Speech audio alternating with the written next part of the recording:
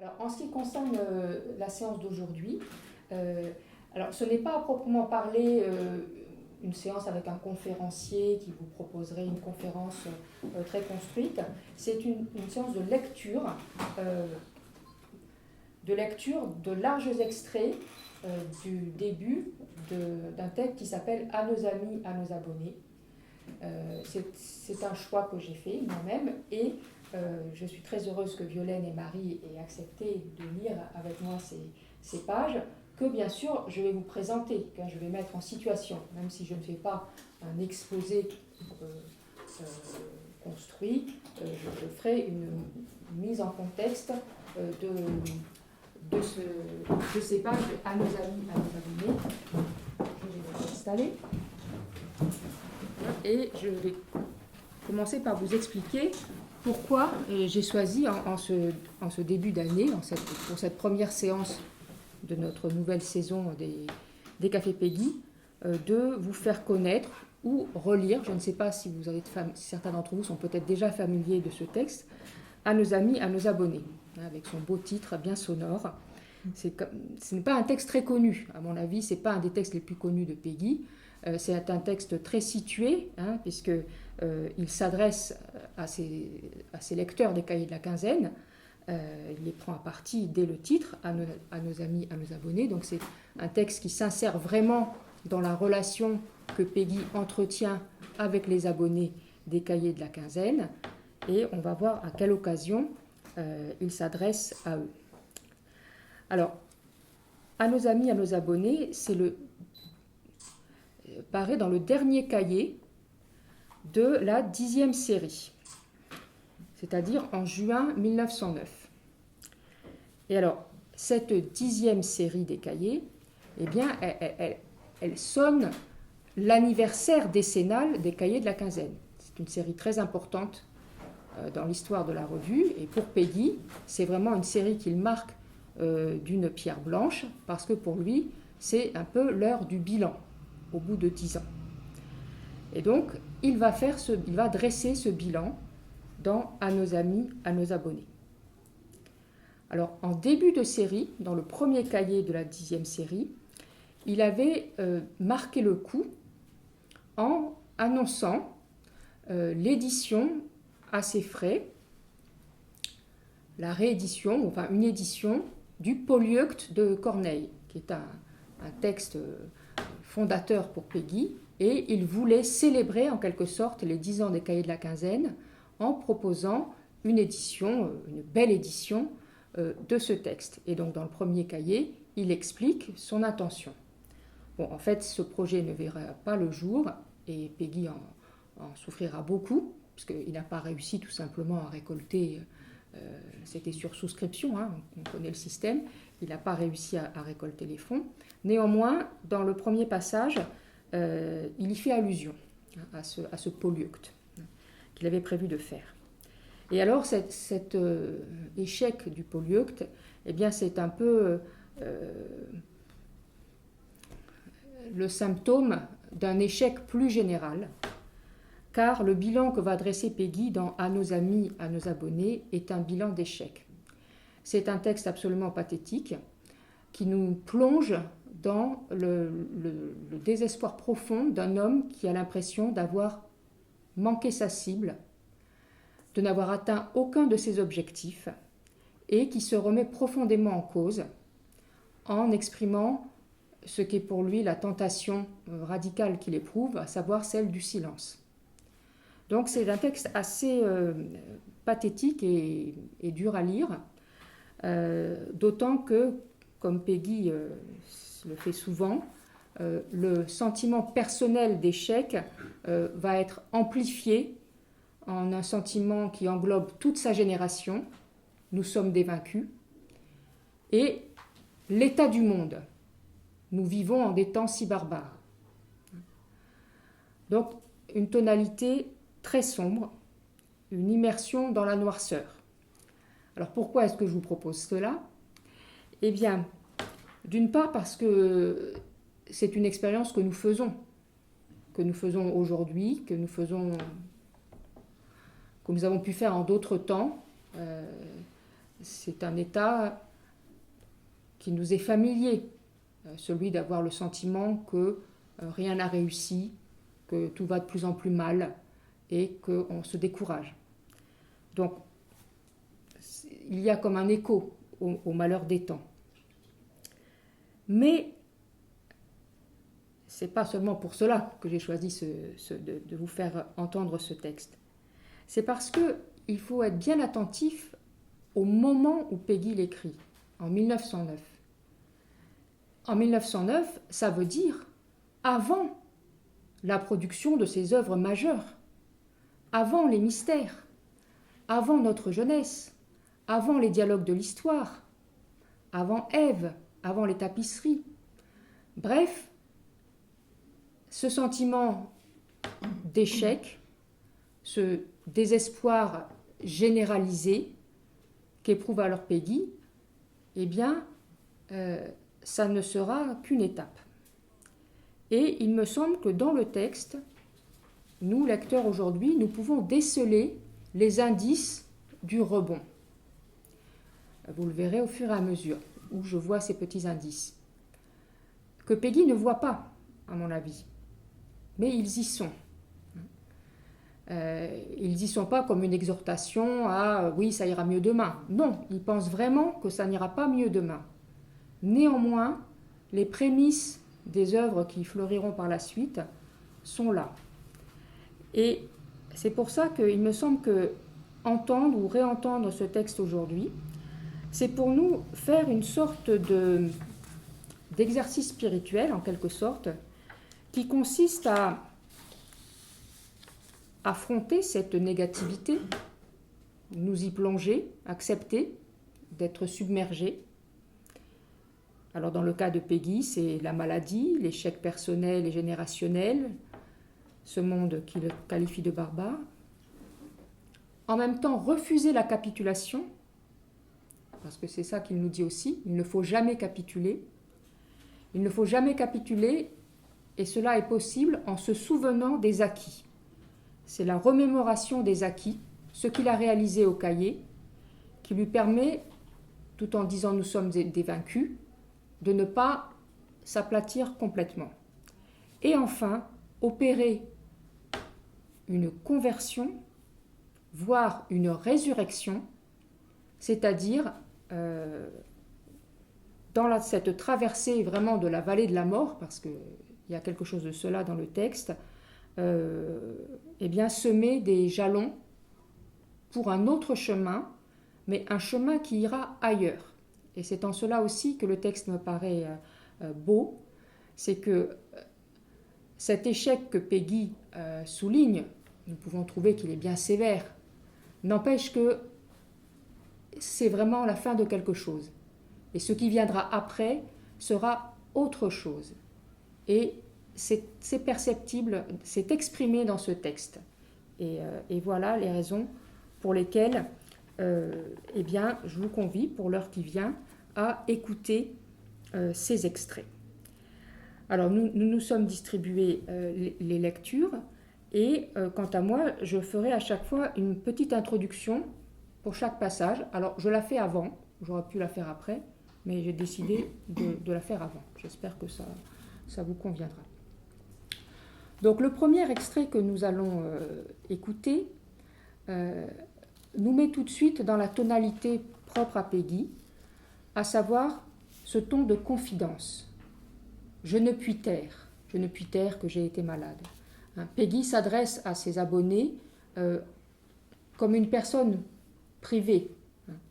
Il n'y a jamais de frontière chez Péguy entre le public et le privé, ce qui évidemment donne à son texte cette tonalité très singulière et pathétique.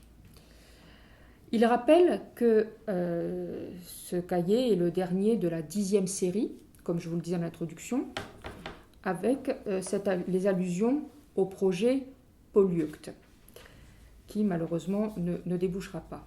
Et surtout, il informe ses lecteurs de sa maladie. Il a été malade. Et il date même sa maladie, le 10 septembre précédent. Il s'est couché pour 4 semaines. Et nous savons que cette fois-ci, ce n'était pas la grippe, c'était la jaunisse. mais lui ne parle pas de jaunisse, il va donner une toute autre cause à sa maladie. Alors, c'est intéressant de voir qu'une fois de plus, le thème de la maladie s'impose chez Péguy. Nous y avions consacré un bulletin, c'était le numéro 164, qui est vraiment un de mes bulletins préférés. J'en ai pas beaucoup, donc vous pourrez le feuilleter, mais il faudrait en commander à Pierre-Yves Le Priol s'il en a encore, si vous désirez vous le procurer. Donc on avait étudié ce thème. Et puis il y a aussi, j'en profite pour le souligner, la réédition très récente des grippes. Cette série de 3 textes des débuts des cahiers de la quinzaine, de la grippe, encore de la grippe, toujours de la grippe, que l'éditeur Bartilla a ressorti cet été, avec une préface de notre nouveau président, Éric Thiers, qui est très bien faite. Et surtout, c'est une grande chance de pouvoir disposer de ces 3 textes vraiment géniaux, mais peu accessibles, puisqu'on ne les trouvait jusqu'alors que dans le tome 1 des œuvres en prose de la Pléiade. Et déjà, dans ce texte, donc de la toute première série des cahiers, Péguy prenait à bras-le-corps le thème de la maladie, de sa maladie, la grippe dont il avait été victime, pour en faire toute une parabole sur les maladies du corps social, les maladies du socialisme, et développer dans un texte à la fois drôlatique et métaphysique ce thème, avec toujours le même mouvement, partir de son propre cas pour élargir et jusqu'au ciel, ou jusqu'en enfer, enfin vraiment dans les grippes, on va très loin sur le plan métaphysique, tout en partant de la cuisine de Péguy, dans laquelle il recevait la visite du citoyen docteur révolutionnaire, et ils échangeaient sur la maladie, celle de Péguy, et les maladies du socialisme. Donc chez Péguy, la maladie n'est jamais que la maladie de soi. Mais la maladie de soi est réelle, elle vous met à plat, elle vous pompe l'énergie, elle vous met en risque de mort, mais elle va toujours au-delà du cas personnel, et là, en l'occurrence, la maladie dont Péguy a été victime a mis en péril la survie des cahiers de la quinzaine. Il ne s'agit plus des maladies du corps social ou du socialisme, mais d'une vulnérabilité de son œuvre, de sa revue, liée à sa propre maladie. Et pourquoi ? C'est parce que la cause de cette maladie, ce n'est pas une indigestion, ce n'est pas le bataillon de microbes ennemis qui était dénoncé de la grippe, c'est le surmenage. Donc la cause désignée par Péguy, la cause de sa maladie physique, c'est son surmenage de 15 années de travail, les 10 au cahier de la quinzaine et les 5 de préparation, comme il dit, qui l'ont épuisé. Du coup, dans ce passage, nous avons droit à un retour de Péguy sur son travail et sur les conditions de fabrication des cahiers de la quinzaine. Il va insister sur le manque d'argent. Il dit, oui, comme les cahiers paraissent régulièrement et qu'ils sont bien faits, on s'imagine que je suis très à l'aise pour les faire. Mais non. Et alors, quand on n'a pas d'argent, eh bien, on paie de sa personne. Et c'est pour ça qu'on devient malade. Il faut souligner que Péguy n'hésite jamais à parler d'argent. Déjà, dans Pour la rentrée, qui était un texte de 1904, il avait pesté contre les intellectuels et les universitaires qui faisaient comme si l'argent n'existait pas, comme si leurs articles et leurs livres pouvaient être publiés sans qu'il y ait de notions économiques et industrielles derrière. Ici, il dit qu'il parle de son manque d'argent et il dit « il faut dire le mot ». Et dans un autre texte plus tardif, de la note conjointe sur M. Descartes et la philosophie cartésienne, donc son dernier texte qui est demeuré inachevé donc, à la veille de son départ pour la guerre, on trouve alors là un magnifique prolongement philosophique sur cette difficulté à parler d'argent, à prononcer le mot argent. Donc éventuellement, je peux vous lire ces quelques lignes, vous verrez en quoi le texte de « À nos amis, à nos abonnés » les prépare. Nous sommes tellement sous le règne de l'argent. Il est tellement l'antéchrist et le maître partout présent du monde moderne que nous sous-entendons familièrement, usuellement, son nom dans nos propos, dans nos expressions. Quand on ne nomme pas, on sait que c'est de lui que l'on parle. Quand on ne prévient pas, on sait qu'il est là. Quand on ne dit rien, c'est lui. Quand on ne nomme pas, c'est lui que l'on nomme. Quand on ne présente pas, c'est lui que l'on présente. Quand on ne pense pas, c'est à lui que l'on pense. Nous disons épargner, économiser, mettre de côté. Absolument. C'est une expression toute faite. Et ça ne veut pas dire épargner, économiser, mettre de côté n'importe quoi. Ça veut dire épargner, économiser, mettre de côté de l'argent, c'est-à-dire du contre-objet, de la contre-valeur. Bon, je ne poursuis pas, toute cette page est superbe, mais c'est juste pour souligner que chez Péguy, il n'y a pas ce tabou de l'argent et qu'il dit le mot quand c'est nécessaire. Et ici, il le dit pour souligner qu'il en manque d'argent. Péguy défend son honneur professionnel. Il n'est pas un amateur, il a un métier. Et la réussite des cahiers de la quinzaine, c'est que dans des conditions difficiles, ils ont pu exister. Et tous les textes que nous allons entendre aujourd'hui aussi de cette façon entre la plainte et la fierté. Dans la plainte, dans le constat d'échec, Péguy veut quand même rappeler que ce qu'il a fait, c'était beau. Et c'était important. Et donc là, il nous rappelle que l'enjeu de cette œuvre des cahiers de la quinzaine n'était rien moins que la survie de la culture en des temps qui sont si barbares. Nous vivons en des temps si barbares. Et c'est pour cela qu'il est si difficile et si urgent de faire vivre la culture, quitte à y laisser sa santé. Voilà, Violaine, nous t'écoutons. À nos amis.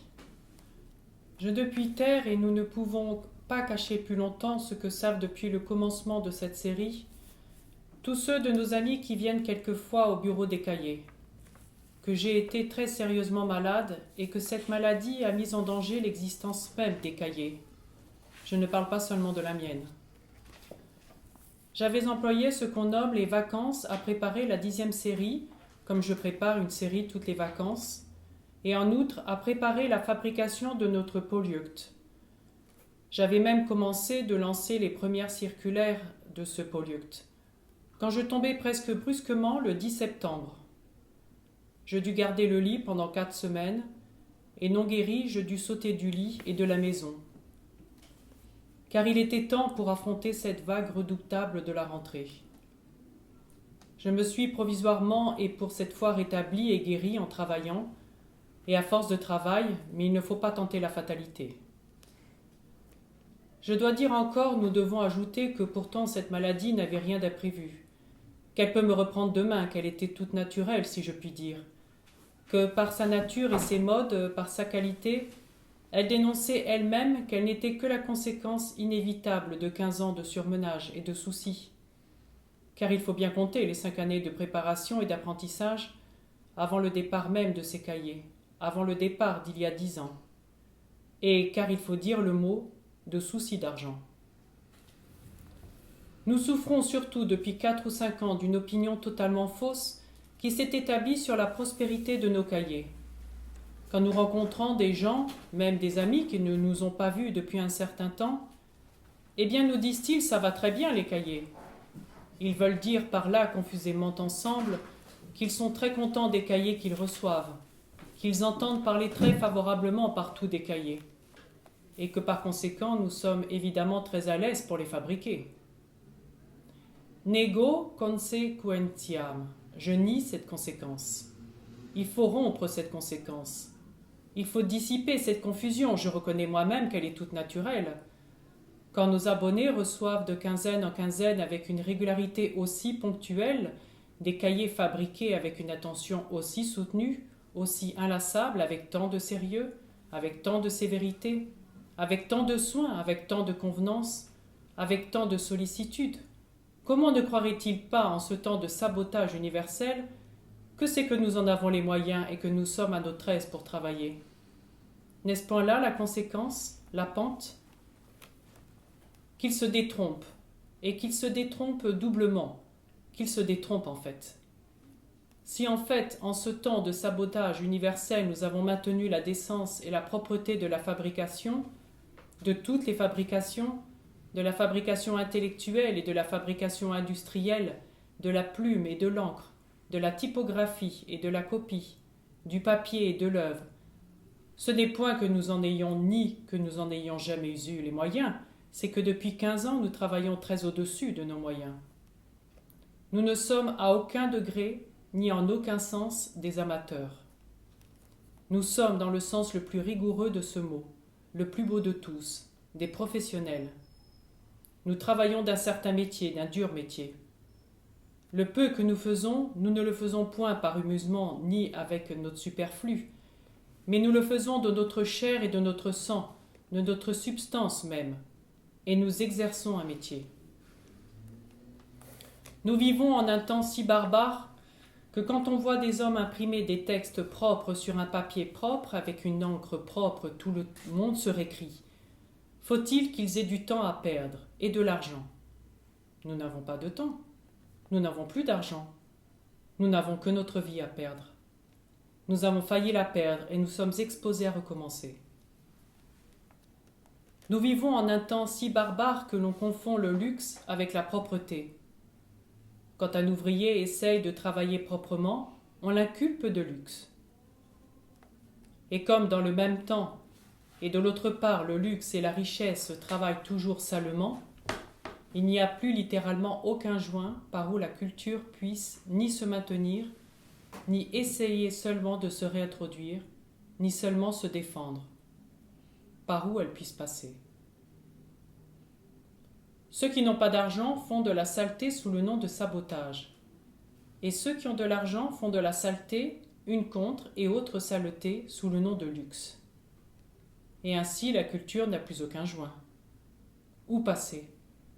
Il n'y a plus cette merveilleuse rencontre de toutes les anciennes sociétés où celui qui produisait et celui qui achetait aimaient également et connaissaient la culture. C'est comme si l'on concluait de ce qu'un statuaire travaille dans le marbre, qu'évidemment c'est un homme très riche puisqu'il travaille dans le marbre, et que le marbre est très cher. C'est ici le plus odieux raisonnement moderne, le contresens injurieux de la barbarie et de l'amateurisme. C'est le contraire. Si un statuaire est pauvre, et s'il faut qu'il achète son marbre, il tombe irrévocablement dans des misères sans fin, il s'enfonce, il descend dans des misères descendantes sans fin. Nous avons mis sur pied, nous avons soutenu à travers les dangers de toutes sortes, à travers toutes les épreuves, à travers tous les accidents, à travers toutes les misères la plus importante, la plus grosse entreprise de publication littéraire et autres, périodiques et autres, qui a été tentée pendant ces 10 ans. Et nous l'avons faite, et nous l'avons tenue sans jamais avoir un sou de vent.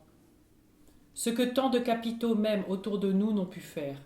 Nous avons créé en 10 ans une firme nouvelle, presque universellement connue, très généralement estimée, très bien cotée, universellement respectée. Nous l'avons faite et nous l'avons maintenue sans jamais avoir un sou devant nous. Tout homme qui a quelque expérience des réalités économiques pourra mesurer ce que représente une telle entreprise et que c'est une véritable gageure.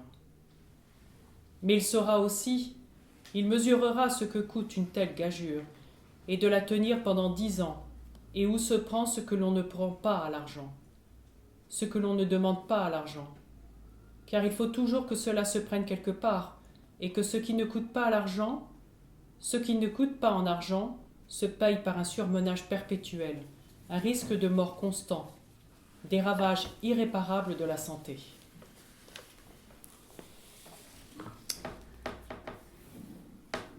Alors, Peggy va poser par la suite la question du public.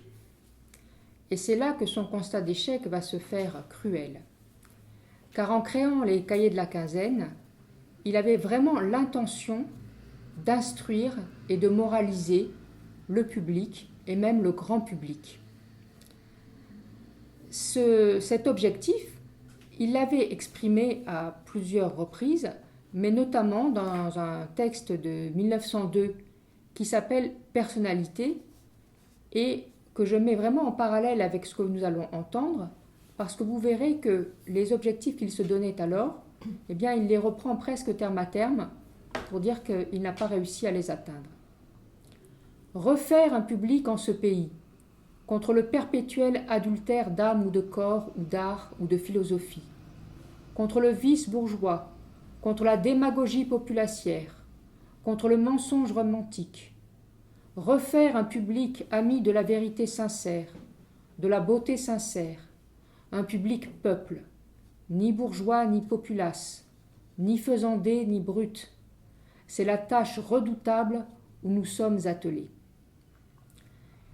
Il parlait là de perpétuel adultère d'âme et de corps. Eh bien, dans À nos amis, à nos abonnés, il répète le mot de pornographie. Le public est livré à la pornographie. Alors, il ne s'agit pas uniquement de ce qu'il appelle la pornographie vulgaire, qui est comme naturelle, écrit-il, mais de toutes sortes de pornographies, dont les pires sont les plus distinguées, les plus mondaines. Alors, ne pas avoir réussi dans cette tâche d'instruction et de moralisation du public est pour Péguy très cruel. Et dans le passage que nous allons entendre maintenant, eh bien, le sentiment d'échec s'amplifie. L'échec des cahiers de la quinzaine se dépasse en quelque sorte dans un jugement négatif global sur le désordre du monde. Péguy écrit « Ne nous félicitons pas », mais il poursuit « Nous sommes des vaincus, le monde est contre nous ». Donc on voit que le registre de la maladie laisse la place au registre du combat, mais un combat qui est perdu, et qui est perdu parce que l'adversaire est trop grand, trop puissant. L'adversaire n'est autre que le monde. Donc je laisse Marie nous lire ce passage particulièrement pathétique. Dans cette barbarie, dans cette inculture croissante, dans ce désarroi des esprits et des mœurs, dans ce désastre de la culture, plus nos cahiers seront bons, moins ils auront accès auprès du grand public, auprès de ce que nous pouvons nommer le public tout court. De plus en plus, d'année en année, et pour de longues années peut-être, le grand public s'abandonne et on l'abandonne. Le public est abandonné à toutes les bassesses, à la pornographie. Et non pas seulement à la pornographie grossière, vulgaire, basse, à la pornographie du ruisseau, à la pornographie des foules et des masses, à la pornographie populaire, à la pornographie de la plèbe, dont nos moralistes professionnels mènent tant de bruit, qui serait encore la moins dangereuse de toutes et presque naturelle, en un certain sens. Mais à la pornographie censément élégante et sociable, à la pornographie mondaine, à la pornographie du salon, du coin de la cheminée, la plus pernicieuse de toutes, à beaucoup près, et qui à son tour est par un débordement prévu, par une imitation, par une contrefaçon, par une singerie prévue, envahit le peuple même. À la frivolité, à la fatuité mondaine, à la légèreté, à la futilité, à la fausse élégance mondaine, à toute la mondanité, barbarie infiniment pire et plus dangereuse que l'obscénité même. Et de ce que sont devenues les mœurs politiques, parlementaires, électorales, de la corruption politique, il vaut mieux ne point parler. Ne nous félicitons pas. Nous sommes des vaincus. Le monde est contre nous. et on ne peut plus savoir aujourd'hui pour combien d'années. Tout ce que nous avons soutenu, tout ce que nous avons défendu, les mœurs et les lois, le sérieux et la sévérité, les principes et les idées, les réalités et le beau langage, la propreté, la probité de langage, la probité de pensée, la justice et l'harmonie, la justesse, une certaine tenue, l'intelligence et le bon français, la révolution et notre ancien socialisme, la vérité, le droit, la simple entente, le bon travail, le bel ouvrage, tout ce que nous avons soutenu, tout ce que nous avons défendu recule de jour en jour devant une barbarie, devant une inculture croissante, devant l'envahissement de la corruption politique et sociale. Ne nous le dissimulons pas, nous sommes des vaincus. Depuis 10 ans, depuis 15 ans, nous n'avons jamais fait que perdre du terrain. Aujourd'hui, dans la décroissance, dans la déchéance des mœurs politiques et privées, nous sommes littéralement des assiégés. Nous sommes dans une place en état de siège. Et plus que de blocus et tout le plat pays est abandonné. Toute la plaine est aux mains de l'ennemi.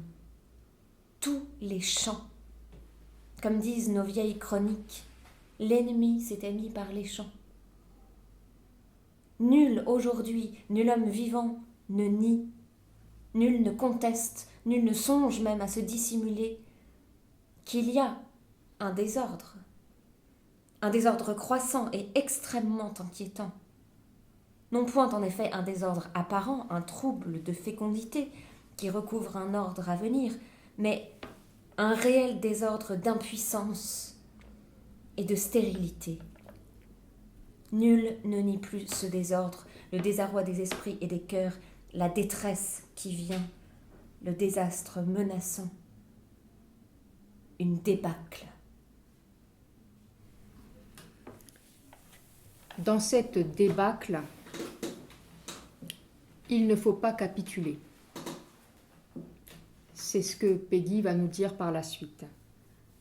Développant ce qu'on pourrait appeler une sorte d'éthique du combat inégal, la résistance dans la défaite, c'est désormais son positionnement, et ça le restera, malgré la vigueur, la véhémence dont il ne cessera de faire preuve dans ses écrits, mais l'idée qu'il faut tenir la place, que même en état de siège, même submergé, il faut tenir la place. On le retrouve par exemple dans le Porche du mystère de la deuxième vertu, où le personnage du bûcheron rappelle qu'il y a des places qu'il faut qu'elles soient tenues. La paroisse, la famille, la France. Donc tenir la place, c'est quelque chose que Péguy se donne pour horizon après le constat de la débâcle. Et cela se fait, en particulier dans le passage qu'on va entendre, par la remémoration des acquis. Certes, il a perdu du terrain, certes, il vient de nous exposer tous les plans sur lesquels l'action des cahiers a été nulle, mais il y a des acquis. Et alors, ce qui est assez surprenant, c'est que ces acquis, désignés par Péguy et dont il tire grande fierté, eh bien, ce sont d'une part les collaborateurs qu'il a réussi à réunir au sein des cahiers de la quinzaine, et d'autre part, et surtout, et encore plus, les abonnés. Les abonnés dont il dit que la liste est son meilleur cahier. Donc il ne met pas en avant le travail de rédaction. Il n'évoque aucun des dossiers, aucune des œuvres qui ont été publiées. En revanche, il il souligne la valeur de sa liste de collaborateurs et de sa liste de cahiers. Donc, il faut croire que les fichiers des abonnés, les fichiers routage, ont un prix en eux-mêmes. Il vient à mettre en avant un principe négatif, en tout cas exprimé sur le mode négatif, ne pas faire de mal. Déjà, quand on ne fait pas de mal, c'est bien. Donc, vous voyez, une certaine modestie par rapport à l'action qu'il a entreprise. Et aussi, il rappelle que les cahiers de la quinzaine n'ont jamais été une secte, n'ont jamais été un lieu suscitant des adhésions comme un parti. Il se félicite de ne pas avoir eu de programme. Bon, en fait, il y a bien des pages où Péguy expose ses objectifs, mais il fait bien la différence. Il ne s'agit pas d'un programme idéologique, il ne s'agit pas d'un programme qui lierait les abonnés, qui les obligerait en quelque sorte à adopter certaines idées, certaines valeurs. Et donc, il se félicite de ne pas avoir imposé de programme à qui que ce soit et d'avoir fait des cahiers de la quinzaine un lieu de liberté intellectuelle. Donc ici, on a un passage où c'est plutôt la tonalité de fierté qui domine. Et là, c'est moi qui vais vous lire ces quelques pages.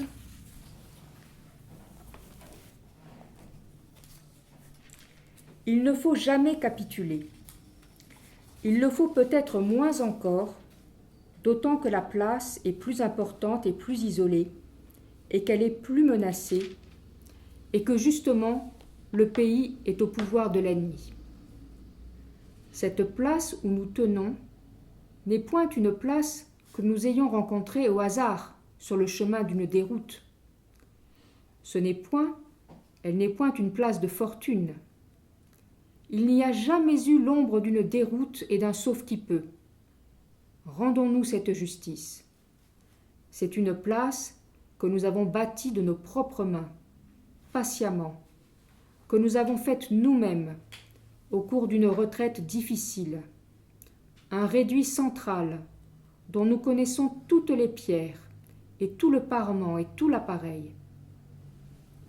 Par 10 ans, par 15 ans d'une recherche patiente, infatigable, nous avons constitué un corps de collaboration qui ne se fut point constitué, qui ne pouvait pas se constituer ailleurs, ni autrement, ni par d'autres mains, ni par un autre ministère, qui ne pourrait se reconstituer nulle part, si aujourd'hui, si jamais il était dispersé. Et non seulement qu'il ne pourrait pas se reconstituer lui-même, mais comme on ne pourrait pas en reconstituer un autre. Car il a fallu, pour constituer celui-ci, un concours inouï de circonstances et de dévouement, et de telles rencontres et de telles préparations, si nombreuses et si bienvenues, et de telle patience, que de telles fortunes aussi ne se trouvent pas, ne se produisent pas 2 fois. Plus que cela, par cette même patience, nous avons constitué un corps d'abonnés, dont je puis dire non seulement qu'il est unique au monde, mais qu'il est supérieur encore dans son ensemble au corps de nos collaborateurs.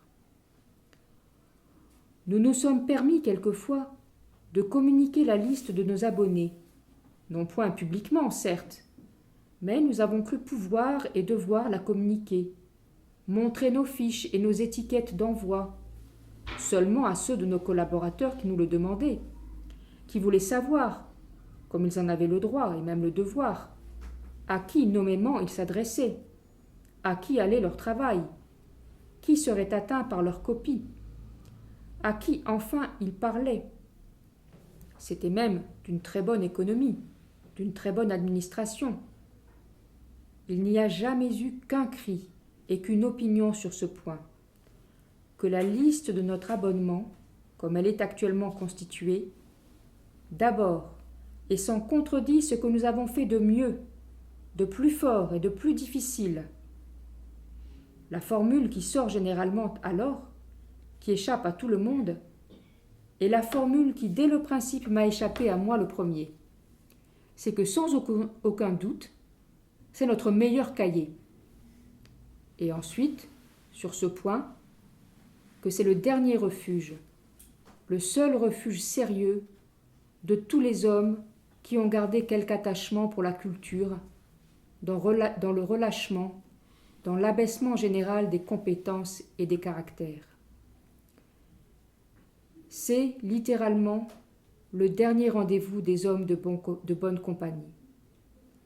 Sans rien demander à personne, rien qui ressemble même à une adhésion, sans rien imposer à personne, sans imposer aucune ligature, sans avoir publié aucun programme. Et ceci, naturellement, était le plus difficile. On le sait assez. C'est ce qui compliquait le plus notre tâche, qui contribuait le plus à la rendre difficile, et même qui nous rendait presque suspects, tant, dans cet envahissement des mœurs électorales, il faut partout un programme. Et quand on n'en a pas, les gens vous en demandent un, quand même. C'est toujours comme à la porte des théâtres. Il est vrai qu'en effet, ce n'est que théâtre, immense théâtre et cabotinage. Ils ont tellement le goût de la servitude et l'ignorance et la méconnaissance des mœurs de la liberté qu'ils vous supplient impatiemment, bientôt arrogamment, de vouloir bien lier leur liberté, et aussi la vôtre. Et si vous refusez encore, d'abord ils vous agonisent d'injures, et enfin, vous prenant en pitié, comme démis nous tous, ils vous le font, votre programme, ils vous le découvrent, ils ne sont pas si bêtes, ils le connaissent bien. Et par charité pure, ils vont le proclamer partout, de votre part.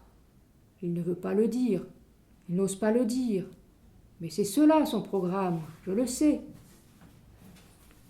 Sans déclaration, sans proclamation, sans déclamation, sans appareil extérieur, sans apparat, sans statut prétentieux, sans formalité, nous avons obtenu 2 résultats importants.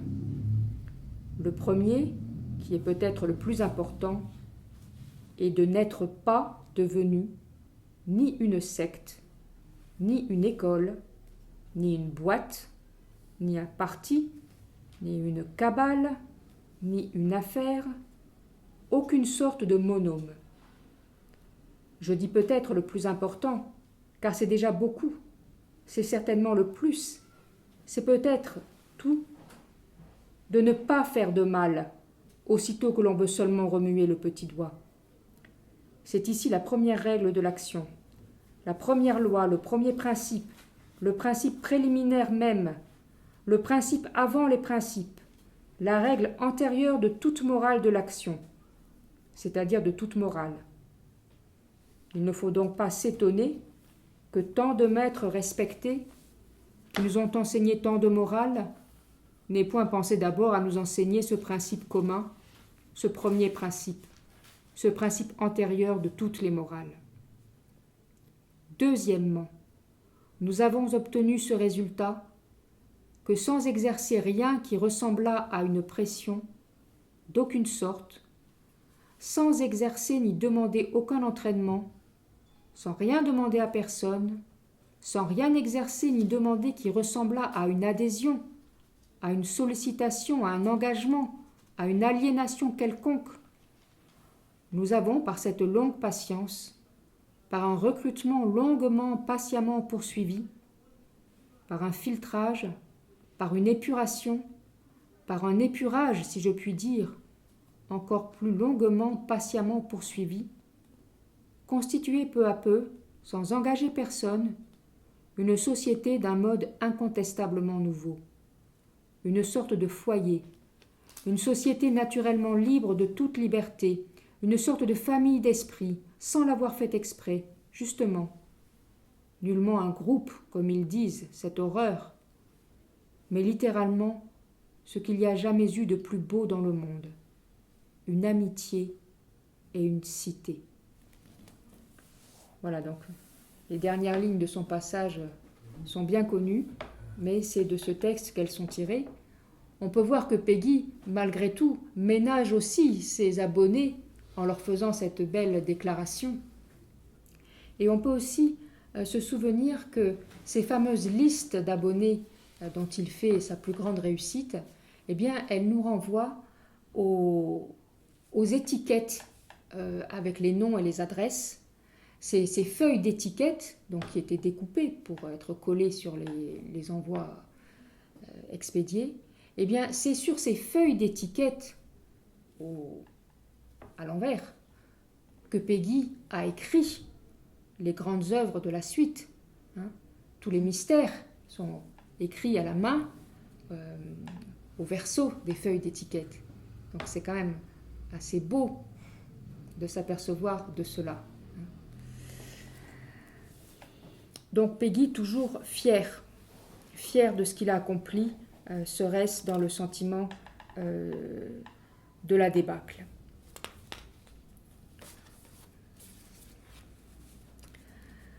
Vient ensuite un passage qui me semble être le cœur de ce cahier. C'est le passage où Péguy va ouvrir le sien de cœur en livrant ses tentations.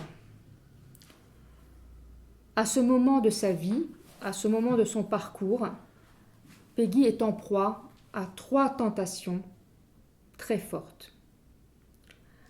La tentation du silence, tout arrêter. La tentation du travail pour soi, ne plus avoir en ligne de mire l'éducation du peuple, mais enfin se consacrer aux œuvres. Et la tentation du désespoir, qui va se trouver exprimée de façon particulièrement pathétique. Elles mettent toutes les 3 en péril la poursuite de ce qui a été accompli au cours des 10 années précédentes. Elles signalent la fin de quelque chose. Et de fait, ces tentations, Péguy va y céder d'une certaine façon. Et les cahiers de la quinzaine, première manière, ne vont pas y résister. Ils vont se poursuivre, mais ce sera autre chose. Et c'est ce que je vous disais en introduction. Nous devons repérer dans ce texte les germes de ce qui viendra par la suite, en acceptant avec Péguy qu'une certaine formule des cahiers atteint ses limites.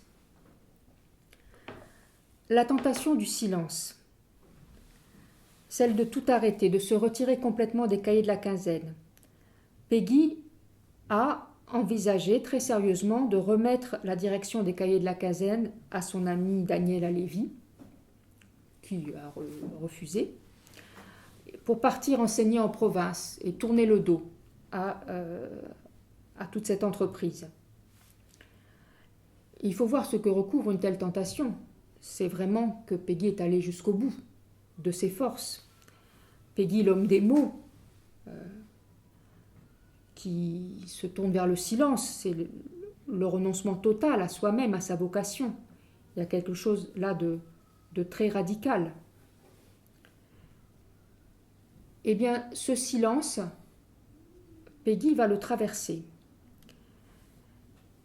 Et son verbe va s'en trouver complètement renouvelé.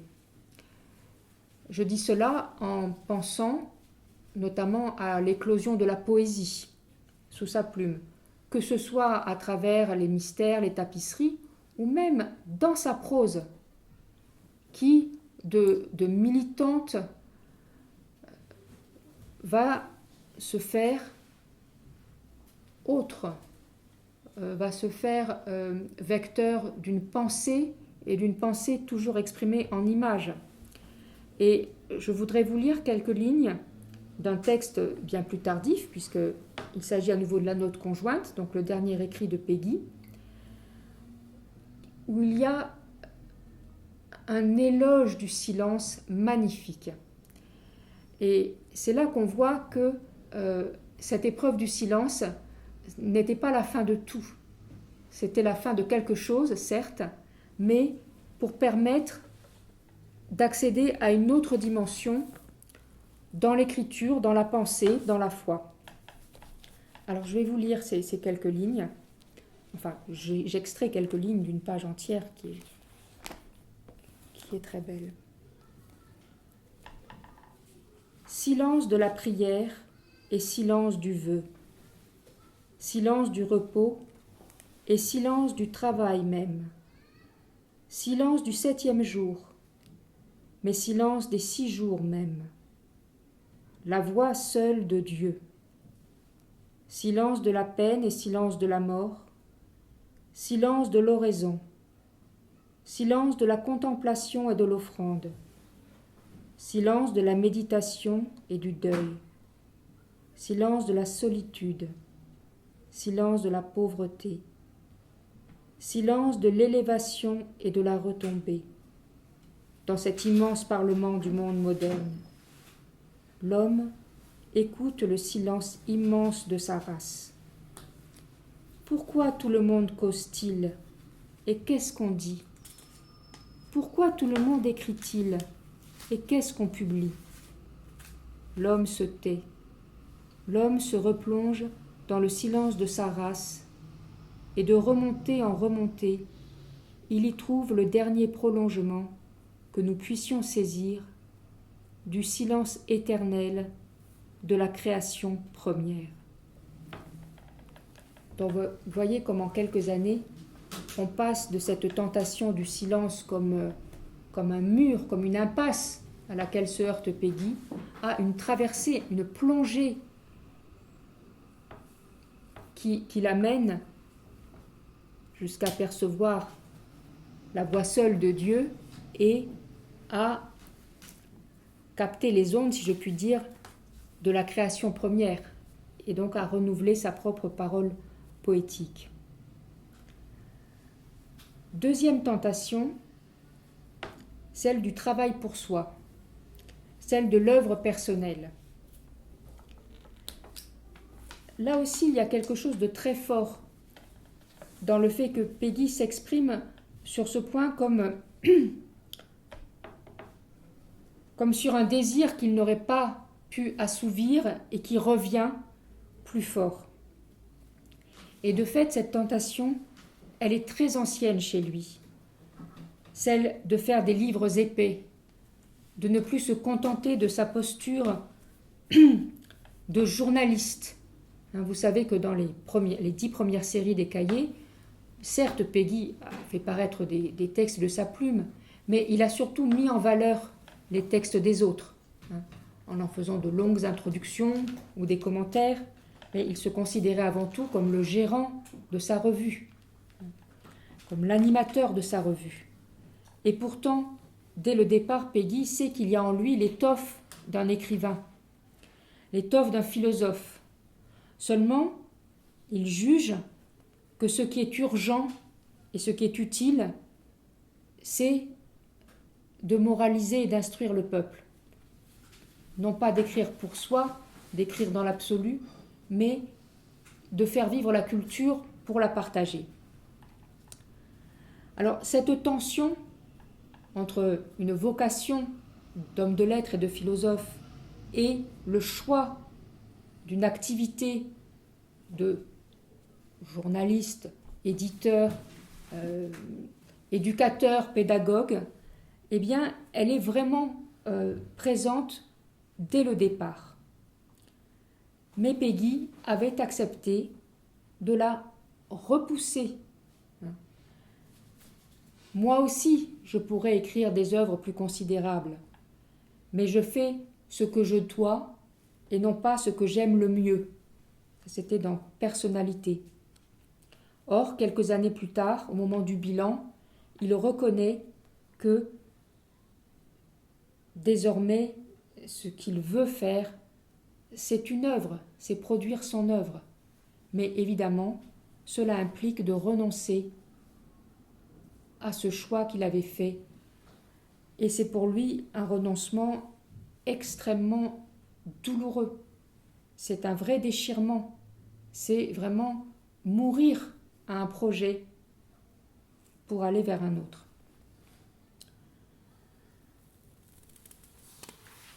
C'est là donc qu'intervient la troisième tentation, celle du désespoir. Peggy écrit dans ses pages adressées à ses amis, à ses abonnés, qu'il est victime d'un grand épuisement d'espérance. On sait que sur le plan biographique, la période est vraiment très dure pour lui, et il ne s'agit pas seulement de ses difficultés professionnelles, dans lesquelles il s'étend particulièrement dans « À nos amis, à nos abonnés ». Le contexte est pour lui très dur. C'est celui de la période où, ayant retrouvé la foi, il commence à s'en ouvrir à ses proches. Donc ce cahier sort en juin 1909. C'est en juin 1908 qu'il avait dit à son ami Joseph Lott qu'il était catholique. Un peu avant, il en avait fait également la confidence à Jacques Maritain. Et on sait que depuis, ses bons amis, surtout Maritain, n'ont cessé de le houspiller pour qu'il rende public son retour à la foi et surtout qu'il régularise sa situation vis-à-vis de l'Église, publiquement, qu'il fasse baptiser ses enfants, qu'il se marie religieusement. Et tout cela sera l'objet d'un véritable harcèlement spirituel auquel se livreront avec les meilleures intentions Jacques Maritain et Dom Baillet. Et nous avons un témoignage des dégâts qu'a pu occasionner ce zèle dans le recueil des lettres échangées entre ces trois personnages, Jacques Maritain, Peggy, Dom Baillet, qui était un ami de Peggy devenu moine. Ces lettres ont été publiées dans un recueil qui s'appelle « Peggy au porche de l'église », et dont je ne saurais trop vous recommander la lecture. C'était publié au Cerf il y a déjà quelque temps, mais je pense qu'on le trouve encore, et où on voit véritablement comment les amis catholiques bien intentionnés poussent Peggy dans ses retranchements, sont en réalité totalement fermés à l'aventure intérieure qui est la sienne, et n'attendent de lui qu'une chose, c'est de rentrer dans le rang. Et cela génère évidemment une crise intérieure très douloureuse pour Peggy, mais aussi très féconde, puisqu'on peut considérer que de cette crise naîtront les mystères, les dialogues de l'histoire, qui sont la réponse de Peggy à ses persécuteurs, si je puis m'autoriser ce terme. Donc Peggy souffre. Et en plus de cela, il est en proie à la passion pour Blanche Raphaël, qui connaît un regain d'intensité dans cette période, donc passion impossible, non réciproque, coupable, même si elle reste platonique, mais qui le met véritablement à la torture. Et pour couronner le tout, si je puis dire, il relie l'évangile de la Passion selon saint Matthieu et ce qui nous vaudra des pages magnifiques du dialogue de l'histoire et de l'âme charnelle, mais ce qui le plonge dans une véritable crise passionnelle, encore une fois, d'où naîtra toute la suite, mais qui est vécue dans le déchirement. Et il faut savoir que en novembre 1908, donc quelques mois avant À nos amis, à nos abonnés, Peggy a écrit à son ami Lucas de Pélouan de ne pas s'étonner s'il apprenait que toute la famille s'était suicidée. Donc c'est pour vous montrer que l'épuisement d'espérance, il est vraiment réel à ce moment de la vie de Peggy. Et en même temps, c'est la première fois qu'apparaît le mot d'espérance sous sa plume. Et donc là encore, dans cet aveu de désespoir, il y a les prémices, il y a le germe de ce qui va s'épanouir dans le porche de mystère de la deuxième vertu, comme si Péguy se raccrochait à ce qui est pour lui l'épreuve la plus terrible, celle de ne plus voir que la mort comme solution, pour dépasser en une ode à l'espérance cette tentation. Et donc, on voit bien, me semble-t-il, dans les pages que Marie va nous lire, ce déchirement, cet adieu en quelque sorte à ce qui avait été le premier pan de son œuvre et qui se fait vraiment dans la douleur, et puis les prémices de ce qui suivra.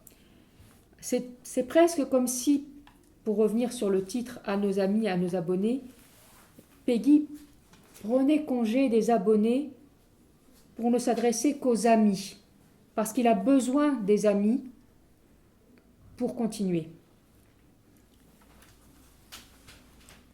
C'est à nos amis de décider à présent s'ils veulent ou s'ils ne veulent pas que tant d'efforts mis dans une œuvre, dans une institution, rendent ou ne rendent pas, et n'est plus qu'un intérêt historique.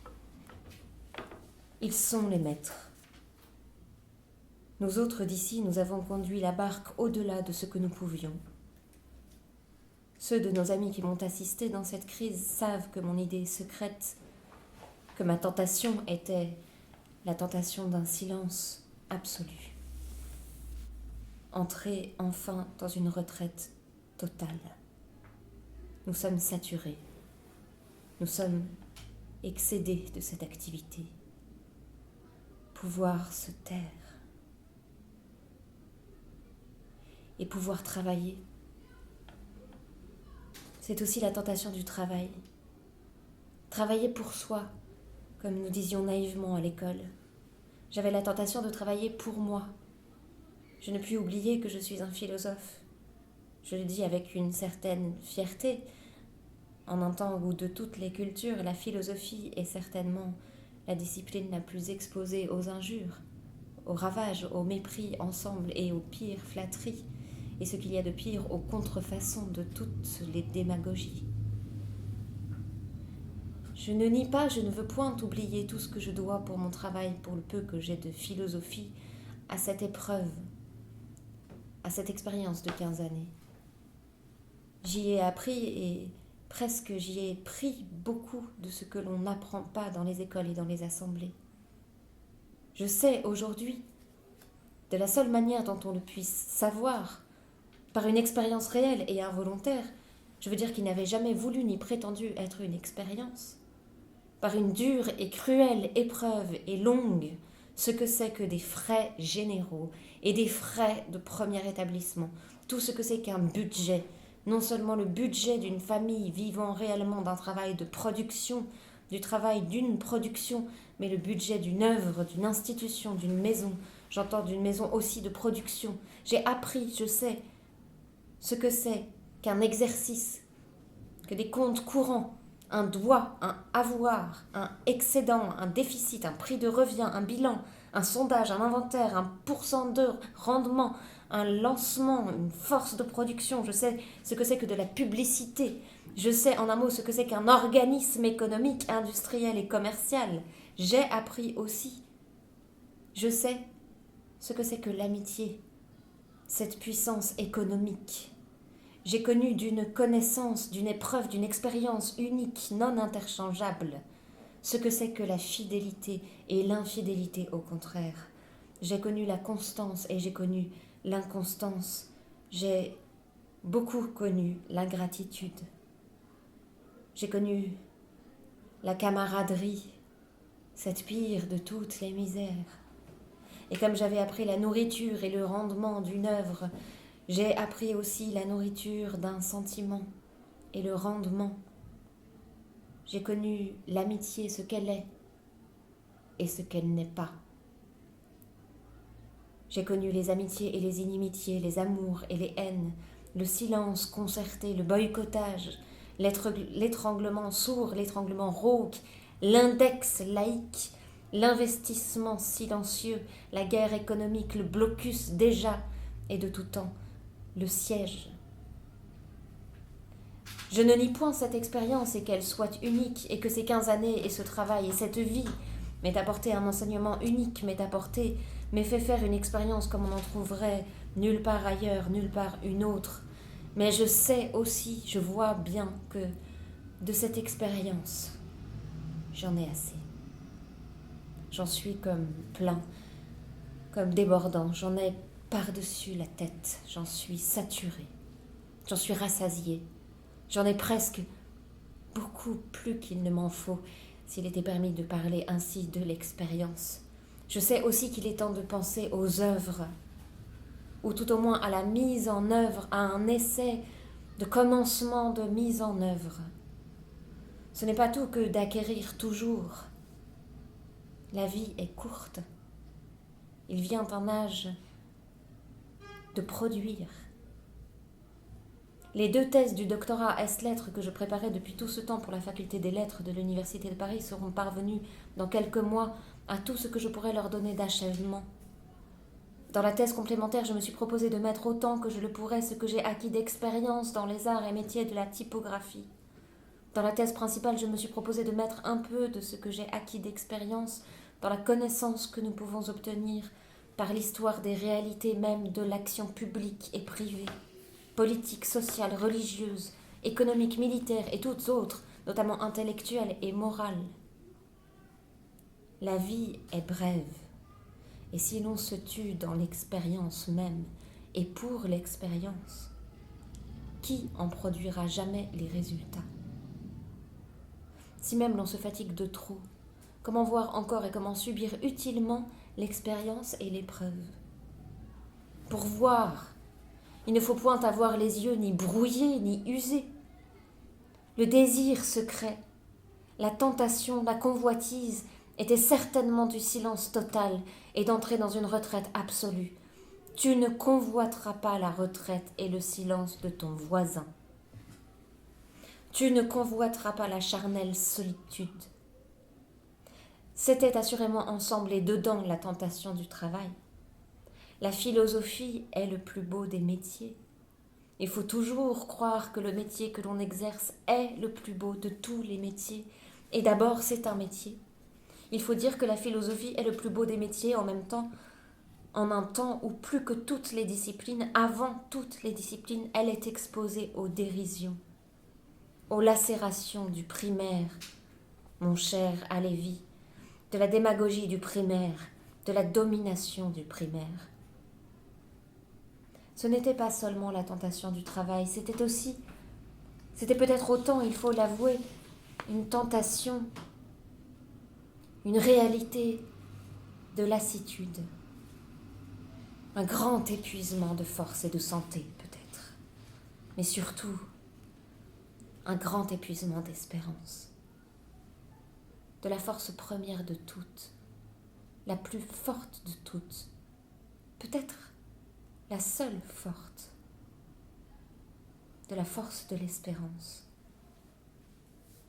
Ce n'est pas impunément qu'une génération comme la nôtre subit tant de déceptions. Non pas même tant de déceptions, fragmentaires, discontinues, discriminées, distinguées, et dont on peut dire l'une après l'autre que ce sont des déceptions, telle et telle déception, mais une seule déception, continue, perpétuée, presque amorphe, gélatineuse, indistinguée intérieurement, étalée sur 10 et 15 ans. Un désabusement perpétuel, commencé il y a 10 ans par un coup d'éclat, continué incessamment depuis par une accélération, par une aggravation perpétuelle.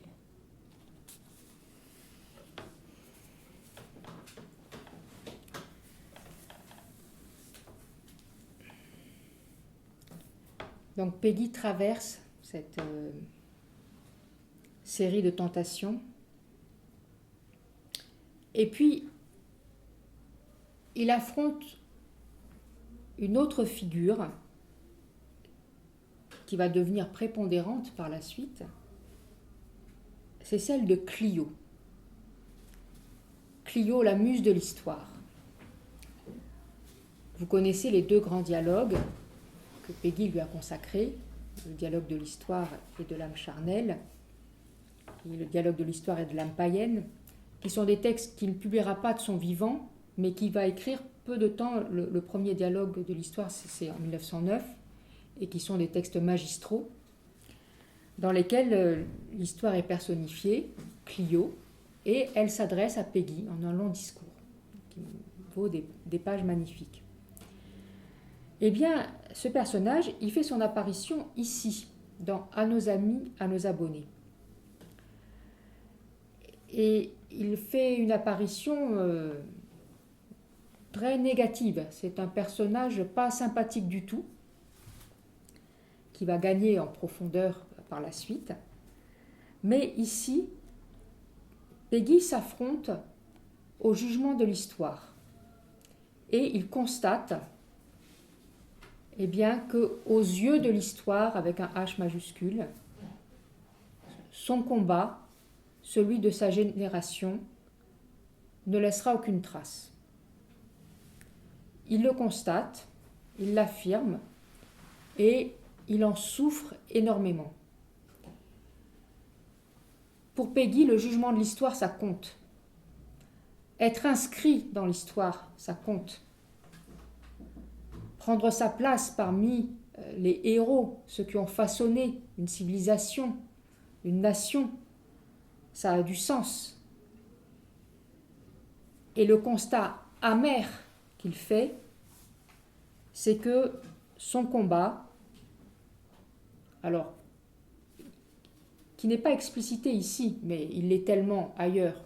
On sait que ça renvoie à l'affaire Dreyfus, que ça renvoie à son premier socialisme. Eh bien, ce combat n'aura eu aucun rendement historique, aucune reconnaissance. En tout cas, c'est ce dont il est convaincu. Et il veut nous faire partager sa conviction en l'exprimant avec beaucoup d'insistance et beaucoup d'amertume. Et ça n'est pas rien pour lui, à tel point que si l'histoire ne doit pas le retenir, ne doit pas chanter ses louanges et celles de ses compagnons, il le fera lui-même. C'est encore ce qu'il fera d'ailleurs dans Notre jeunesse, dans une page célèbre de Notre jeunesse, ça n'est qu'un an plus tard, Notre jeunesse. Il écrit « Nous fûmes des héros ». Il faut bien le dire puisque nul ne le dira pour nous. Eh bien là aussi, il va exprimer ce sentiment de la vaillance, de la valeur des militants de sa génération, mais il va le faire d'une façon bien particulière, en rendant ce qu'il nomme un témoignage posthume à ces jeunes gens dont il se sent si loin désormais et que personne d'autre ne songera à féliciter pour leur action que lui-même. Donc, l'absence de reconnaissance historique est vécue comme une injustice et même comme une blessure, et même comme une blessure d'amour-propre. Je crois qu'on peut le dire.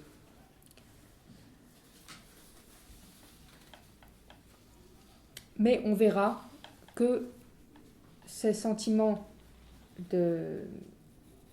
d'échec personnel et presque de grande injustice, on verra en quoi il le convertit, mais un peu plus loin. Alors, pour l'instant, je vous lis donc ce passage où Peggy déclare « Nous ne serons jamais grands ». Et quand on est un peu familier de l'œuvre de Peggy, on sait que la grandeur, ça compte pour lui.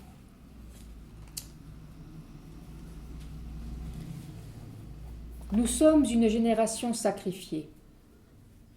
Nous ne sommes pas seulement des vaincus, une génération vaincue.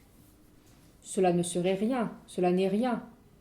Il y a des défaites glorieuses, des désastres retentissants, plus assis, qui fixent mieux la gloire, plus beau, plus admis, plus commémoré que n'importe quel triomphe. Mais notre défaite est la pire de toutes, une défaite obscure, et nous ne serons pas même méprisés, nous serons ignorés. Tout au plus, nous serons peut-être grotesques. Il y a des défaites, Waterloo, Morne-Plaine, qui, plus que des victoires, plus avantageusement, se fixent dans les mémoires des hommes, dans la commune mémoire de l'humanité. Nous serons mesquins, nous serons petits, nous serons ordinaires, nous serons moyens, ou plutôt, nous ne serons pas du tout. On ne s'occupera pas de nous. Nous passerons inaperçus. Une défaite sans grandeur, liminaire, nous aura condamnés à ce silence éternel, temporellement éternel. Un silence régnera, un silence pèsera, le silence se fera sur nous. Ou plutôt, il n'aura pas même à se faire. Il se fera, il se sera fait tout seul, de soi-même. Devant l'histoire, ce n'est pas le silence qui aura jamais à donner, à se trouver des causes positives, des efficiences. Il est de règles, et les déficiences suffisent pour l'établir. Il suffit que les déficiences jouent et laissent librement la place, donnent place libre, le peu de place qu'il y a, aux efficiences concurrentes. Nous ne serons jamais grands. Nous ne serons jamais connus. Nous ne serons jamais inscrits. Nous ne serons jamais grands. Nous ne serons pas de l'ordre même où il peut y avoir de la grandeur historique. L'histoire n'aura aucun moyen de nous mesurer. Et à vrai dire, elle n'en aura aucun goût. Elle n'inscrit, à vrai dire, que ceux qui s'inscrivent eux-mêmes. Elle ne mesure, elle n'enregistre que ceux qui se font mesurer de force. C'est encore un royaume qui se prend de force, qui souffre la force, et les hommes de force. Et violenti rapiunt illiud. On aura beau changer les méthodes historiques, il y aura toujours peu de place dans l'histoire, dans la mémoire même commune, et dans les opérations de la mémoire, dans toutes les sortes de commémorations, et les véritables inscriptions seront toujours fort rares.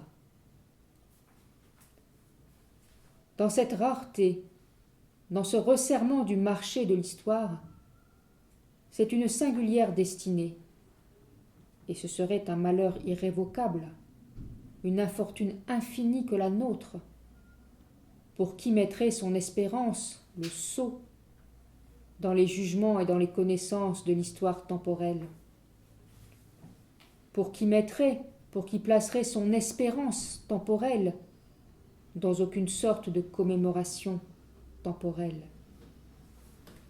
Nous pouvons nous rendre aujourd'hui ce témoignage, nous pouvons l'introduire, l'apporter, le donner solennellement, le contribuer, aujourd'hui que nous avons l'âge et l'expérience, que nous avons acquis l'un et l'autre au juste prix qui est cher et irrévocable, de connaître, de pouvoir à notre tour mesurer la vie et l'action.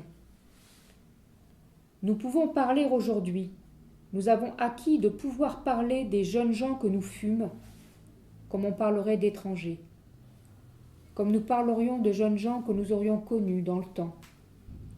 Nous pouvons donc, en toute justice, en toute juste mesure, et j'ajouterai même pour cette fois, en toute impartialité, nous rendre ce témoignage, et c'est un témoignage posthume, que nous valions des hommes qui ont eu les plus grandes fortunes historiques, et que nous n'aurons pas de fortune du tout. Nous pouvons le dire aujourd'hui, puisque c'est vrai, et qu'on ne nous croira pas. Nous valions des hommes qui ont eu les plus hautes fortunes. Nous étions des jeunes gens dont nous pouvons parler aujourd'hui avec un entier détachement, qui valions, je ne dis pas seulement les hommes comme ceux de la commune, mais je le dis, comme c'est, les hommes de la Révolution et de l'Empire, et valant autant. Nous avons autant qu'eux, peut-être plus que la plupart, jetés dans l'action, dans le public, dans le civisme, dans le civique, notre corps et nos biens, le peu que nous en avions, plus encore, plus peut-être, sans compter, nous y avons jeté notre destinée tout entière. Mais cela sans aucun rendement historique. Donc vous voyez, là encore, on est dans quelque chose de très radical, de très absolu. Peggy le dit sans embâge, comme s'il balayait 15 années d'engagement, de militantisme. Tout ça, aux yeux de l'histoire, sera nul. Et en même temps, il a le front de se substituer au jugement de l'histoire. Lui, il le dit, qu'ils ont été aussi valeureux que les hommes de la Révolution et de l'Empire. Alors ce corps à corps avec l'histoire se poursuit dans les pages qui suivent. Et dans celle que j'ai choisie, pour terminer, je crois que ce sera le dernier extrait, eh bien, Peggy se redresse. L'histoire ne veut pas de lui. Eh bien, elle lui fera un sort à l'histoire. En créant ce personnage de Clio, il commence par la tourner en dérision. Laissons dire la vieille. C'est le ton qu'on ne retrouvera pas dans les dialogues. Mais ici, c'est très violent. L'histoire a besoin de glorioles, de batailles, d'étendards, alors que le combat de Peggy a été un combat sobre. Eh bien, laissons-la dire, il y a d'autres muses. Et Peggy invite l'histoire, qui le dédaigne, à se tourner sur elle-même, à réfléchir sur qui elle est, sur comment elle fonctionne. C'est bien ce qu'il fera dans les dialogues. Il mènera cette réflexion philosophique sur ce qu'est l'histoire. Il rappelle qu'il y a d'autres muses. Et c'est bien à ces autres muses qu'il va se dévouer désormais, que son action d'écrivain, de philosophe, eh bien, elle n'attendra plus le jugement de l'histoire. Elle se constituera dans une autre perspective. Elle s'ouvrira à une dimension autre, poétique, métaphysique. Elle remettra l'histoire à sa place. Et ce faisant, elle sera plus fidèle au réel. Car Peggy le déclare ici, l'histoire ne saisit que des échos de la réalité. Alors qu'il y a d'autres façons d'appréhender la réalité qui lui sont beaucoup plus proches. Et là, on peut penser à une définition qu'il avait donnée de l'art dans un texte antérieur, Les suppliants parallèles, où il écrivait que l'art n'est rien s'il n'est point une étreinte ajustée de quelque réalité. Donc le Peggy militant, le Peggy éducateur du peuple, qui a atteint ses limites, comme je l'ai dit tout à l'heure, eh bien il va les dépasser, ces limites, en quelque sorte en rabaissant l'histoire ou en la mettant en perspective, en faisant non pas la puissance suprême, mais un personnage, et en s'alliant aux autres muses qui, elles, permettent d'étreindre la réalité. Voilà, alors c'est donc les deux passages juxtaposés que va nous lire maintenant Violaine. Ainsi parla Clio, fille de mémoire. Laissons parler Clio, fille de mémoire. Car nous savons, nous aussi, par tous les textes et par les monuments, nous savons qu'il y a d'autres muses. Nous savons qu'il y a d'autres disciplines. Nous savons qu'il y a d'autres filles de mémoire. Des filles peut-être un peu plus insubordonnées, je veux dire beaucoup plus libre. Laissons dire la vieille, maîtresse d'erreurs, mère des impostures. Elle n'a pas fait tout le compte. Laissons dire Clio, fille de mémoire. La mère a d'autres filles. La vieille mère, la première mère, la mère commune. Laissons dire et parler celle qui fait profession, qui fait métier de dire et de parler, mais qui a reçu ce don de ne pouvoir dire et de ne pouvoir parler que par des échos. Laissons retentir ces échos indéfiniment prolongés, nourris dans d'autres disciplines. Non seulement nous savons le prix et la valeur du silence et la grande connaissance obtenue dans le silence, non seulement nous savons le prix et la valeur de la réalité, non seulement nous savons que la réalité n'est point épuisée par une perspective, par une seule perspective, mais nous savons que peut-être, que sans doute elle ne serait point épuisée par une infinité même de perspectives, tant qu'elle serait et qu'elle reste des perspectives, des regards de perspectives. Qu'il y faut autre chose et un autre regard, un tout autre, n'étant peut-être même pas du tout faite pour être, pour devenir un objet de perspective, une matière de perspective, pour être enfin mise en perspective. Et il ne faut assurément pas la mettre du tout, en rien, ni en perspective, ni, et notamment, en système. Laissons dire Clio, fille de mémoire, sœur des 8 autres. Laissons-la remémorer et tenter de remémorer. Et puisqu'elle est elle-même et qu'elle ne peut être en définitive, et qu'elle ne peut faire qu'un exercice de mémoire, puisqu'en dernière analyse l'histoire naît et ne peut être et ne peut faire qu'un exercice, et tout au plus une accommodation de la mémoire, memento, qu'elle se souvienne, qu'elle se rappelle donc et qu'elle se rappelle d'elle-même, qu'elle pense d'abord à elle-même, que sur elle d'abord, sur soi, elle exerce sa propre mémoire, qu'elle se rappelle d'abord, qu'elle commence par se rappeler, qu'elle se rappelle qu'elle est cendre elle-même, et poussière, et poudre, la première et la dernière de toutes, et plus que toutes, que seule même de toutes, en un certain sens, elle est poussière.